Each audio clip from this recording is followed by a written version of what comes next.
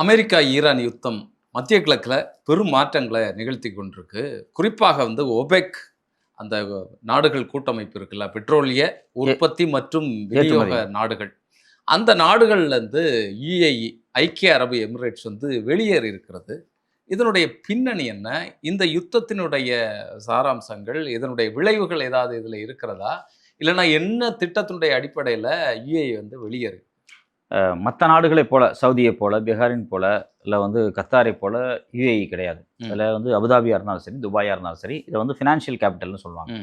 அது ரொம்ப முக்கியமான ஒரு இது. அவங்கள்ட்ட எண்ணெய் ஏற்றுமதியெல்லாம் இருக்குது. தேர்டு வேர்ல்டில் லார்ஜஸ்ட்டாக ஏற்றுமதி பண்ணுறாங்க, கேஸ் ஏற்றுமதி பண்ணுறாங்க, எல்லாமே செய்கிறாங்க. அபுதாபி, துபாய், யுஏஇ எல்லாமே.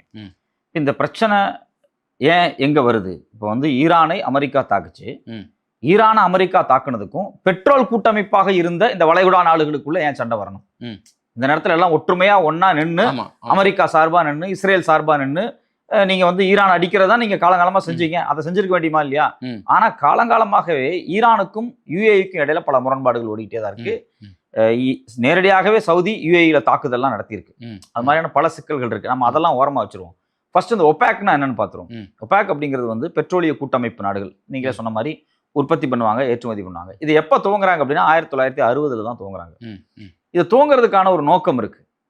இது துவங்குறதுக்கான நோக்கத்துல ஈரான் ஒரு முக்கியமான ஒரு விஷயம் இருக்கு. 1953 ஒரு மிகப்பெரிய கலவரம் ஈரான்ல நடக்குது. அந்த கலவரத்தினூடாக அங்க பெரிய ஆட்சி மாற்றம் நகருது. ஏற்கனவே இருந்த மக்களால் தேர்ந்தெடுக்கப்பட்ட பிரதமரை தூக்கி எறிஞ்சிட்டு, ஜனாதிபதியை தூக்கி எறிஞ்சிட்டு மன்னராட்சி திரும்பி வருது.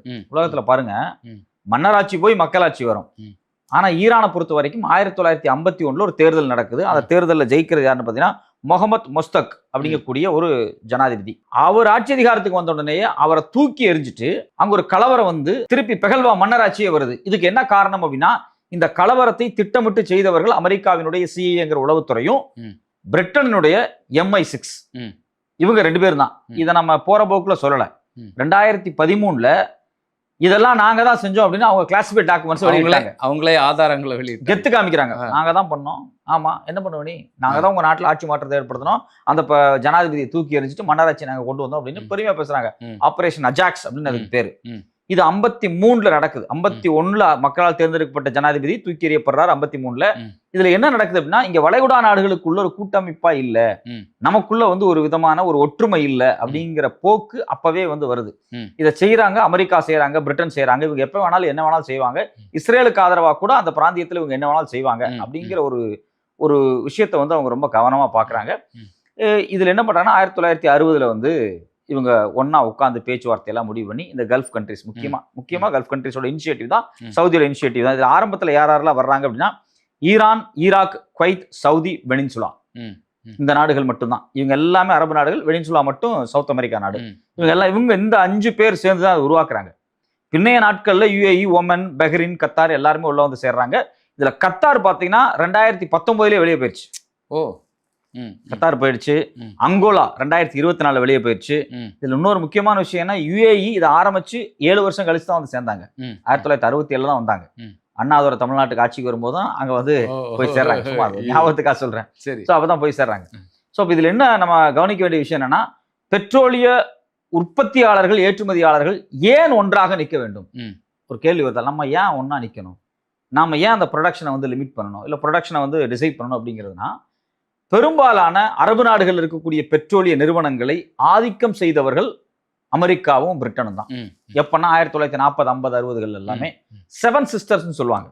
இந்த 7 சிஸ்டர்ஸ் தான் உலகத்தினுடைய பெட்ரோலை எடுக்கிறது, பெட்ரோலை விநியோகம் பண்றது. இது 2 தானே பெட்ரோல் விலை தீர்மானிக்கும். அதிகமா எடுத்தா பெட்ரோல் விலை குறையும், குறைவா எடுத்து டிமாண்டை காமிச்சா பெட்ரோல் விலை அதிகமாகும். ஸோ இந்த ரூட்டை எல்லாத்தையுமே தன் கட்டுப்பாட்டில் வச்சிருந்தவங்க இந்த 7 சிஸ்டர்ஸ் தான். அந்த 7 சிஸ்டர்ஸ் அப்படின்னா நிறுவனங்கள், 7 நிறுவனங்கள். யாருன்னு பாத்தீங்கன்னா, ஸ்டாண்டர்ட் ஆயில் நிறுவனம். அன்னைக்கு அது ஸ்டாண்டர்ட் ஆயில், அதாவது ஸ்டாண்டர்ட் ஆயில் நியூ ஜெர்சின்னு சொல்லுவாங்க. நியூ ஜெர்சியில் இந்த நிறுவனம், அது இப்ப எக்ஸான் மொபில் அப்படின்னு மாத்தப்பட்டுருச்சு.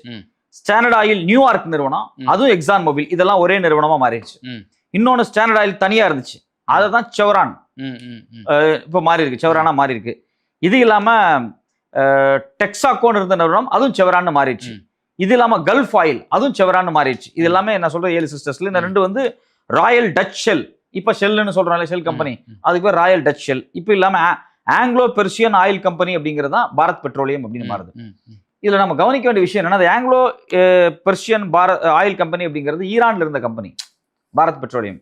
இது 1951 அங்க ஒரு மக்களால் தேர்ந்தெடுக்கப்பட்ட ஆமா. பிரதமர் வந்தார் இல்லையா, அவர் ம். வந்த உடனே கணக்கு கேட்டார் ம். பாராளுமன்றத்துல வச்சு, இந்த பாரத் பெட்ரோலியம் நான் வந்து நீ பெட்ரோல் எடுக்கிற என் ஊர்ல இருந்து, உனக்கு அந்த டெக்னாலஜி இருக்கு, பொட்டன்ஷியல் இருக்கு, சரி எடுத்துக்கோ, ஆனா எனக்கு கொடுக்க வேண்டிய பணம் ஒண்ணு இருக்குல்ல, ஆமா ராயல்ட்டி கொடுக்கணும்.